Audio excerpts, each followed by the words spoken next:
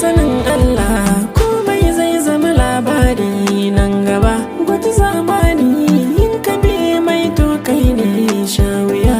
Da sanin Allah komai zai zama labari nan gaba.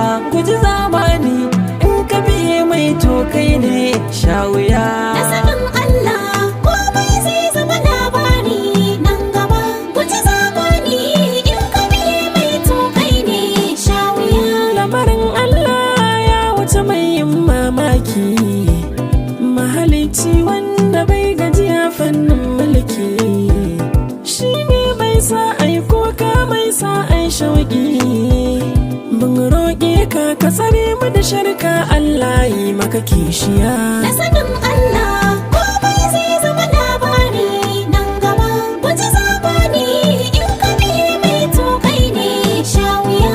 Da sanin Allah komai zai zama labari. Kyawun hali mun karge ya zam jari. Tafiya ɗaya ga mu gida ɗaya ba mu nufin shari. Haƙuri na rike Shamsu alale gani da dubban mai biya.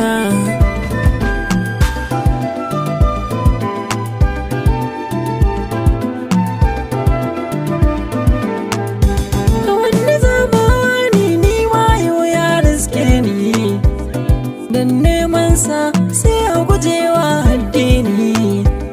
Na hange ma matsalar ta shige fanni.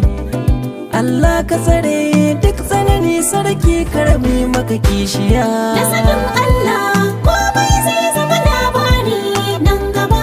Guji zamani in ka bi mai to kai ne shawiya. Komai kai to ka sani Allah na kallon ka.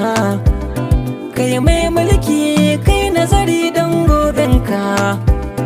Da mazinta ma bin kyale fannin waka.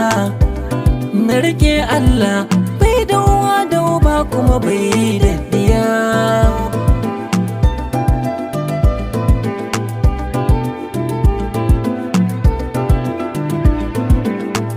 Yin shamsattigo gane cikin tafiyar jimla. Dukukanmu zai fi mawa sarki Allah.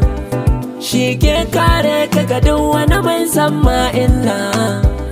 Tuna na gane kyan tafiya in za ka yi baya kawai waya. Da sanin Allah komai zai zama labari nan gaba. Guji zamani in ka bi mai to kai ne shawiya. Nazarin zame domin gyaran gobanmu. Shi fifiko baya nufin tarin gemu. Ƙarshe mai kyau ai ya buga kyawun farkonmu. In ka ba mu rabbi tsare mu da mummuna kyautar riya.